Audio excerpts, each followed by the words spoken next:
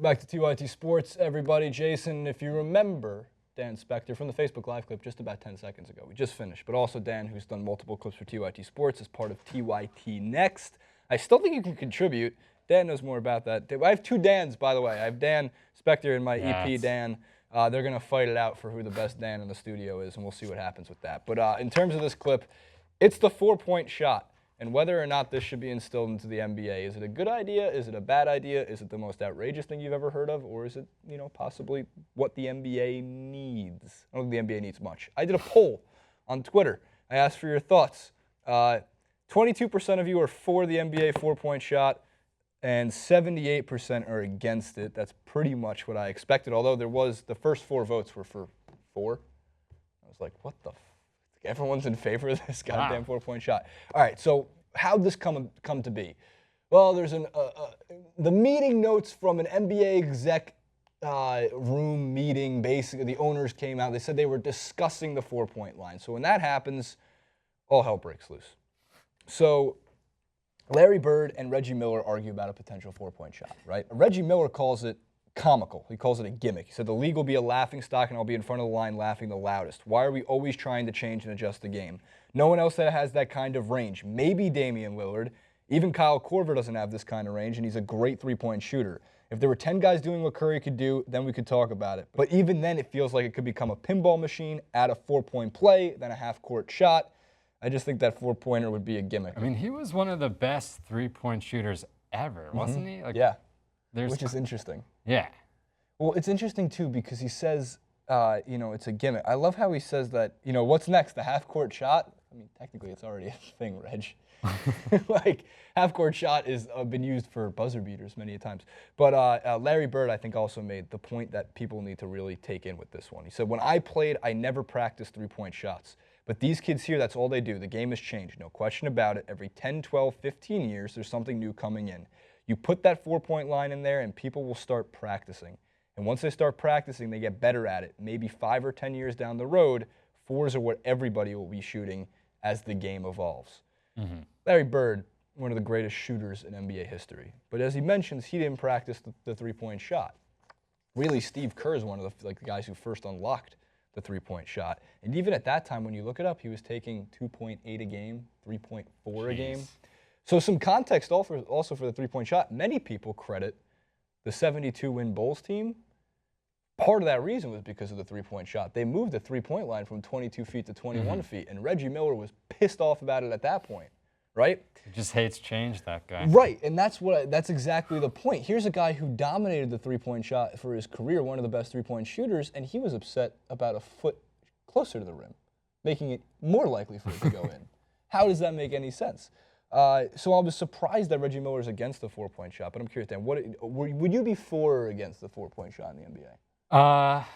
I'm leaning against it. I do think that in the beginning, the number of players with range for the 4-pointer would not be that high. Mm-hmm. And I also don't think that a lot of teams are going to bet on the 4-point shot in the beginning. I think that Larry Bird said teams would only take like 5 3-pointers a game in 1979 or something insane. So you unveiled the 4-point shot in 2018, and the fans are like really wanting it, and the coach isn't going to give it to the fans, and it's going to take a long time. Yeah. So I think that might be an argument against it. I do think that there's this like Steph Curryization of basketball. Like his influence on the game, I'd argue, is like equal to LeBron's at this point. Maybe not the stature of Michael Jordan, but like he's taken over the game. 26 players are shooting worse from the free throw line than Curry from the long 3, which you told me earlier would be equal to the 4-point shot. Yeah. And Dwight Howard is one of those 26 players. So like you can imagine how hard it would be to make a shot from there. Right. So in terms of, that's a good point, you bring up the numbers from 30-plus feet. Where would the 4-point line go? About 30-plus feet, 30 feet. I mean, where else are you going to put it? You put it at 40 feet, and you're really 7 feet from half court. Also, how does it like stretch around there's no room on the corner 3 anyway. You have enough to get 2 feet in. What do you have to do, like your tippy toe shots? Most shots made from 30-plus feet this season. The Warriors were 26 of 73, 35.6%, followed by the Clippers, who made 18 of them, but they were 22.8%. Just for a second, take those numbers and don't look at most shots made from 30-plus feet. If at any point a coach saw in their game plan that from any spot on the court that some player or their team as a unit was shooting 22.8% from that area, they would say, stop shooting from there until we actually get good enough to do it. So the idea of adding a 4-point play, also 4-point line, I think brings about some other concerns for the NBA. One, how many times have we seen players behind the arc will force themselves to get themselves a foul call? They will jump into a player to get their arms just barely grazed, and then they get 3 points, right? Or 3 shots from the free throw line. If you add a 4-point line, the exact same thing is going to happen, and then guys are going to be going to the line for 4 free throws. In addition to that, the end of a basketball game is either defined by 3-ish different things, one of which garbage time when there's a blowout. So nothing, you don't stop ball, you don't really run, your second unit is trying to run their offense, the game's over. For example, Thunder Warriors in Game 3.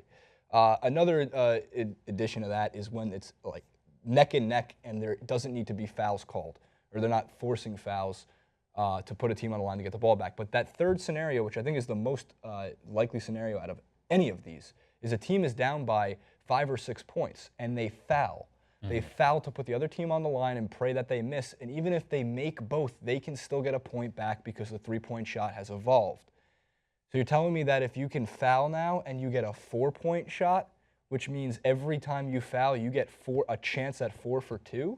That doesn't seem fair. That doesn't seem necessary. And I don't think the NBA needs a 4-point line. But you mentioned in your notes that you were showing me before the business side of things.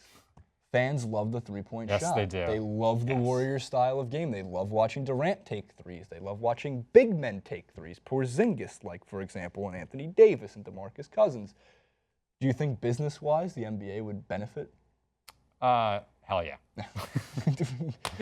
Very straightforward. I like it.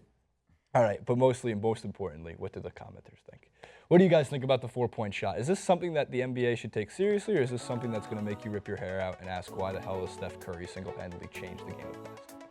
Like, favorite, subscribe to the video. It goes a long way. Dan, who can we follow you on? Is it Inspector Dano? Yes. Good all right. memory. We'll have the Chiron below. You can follow all the social media in the description box below, and we'll see you next time.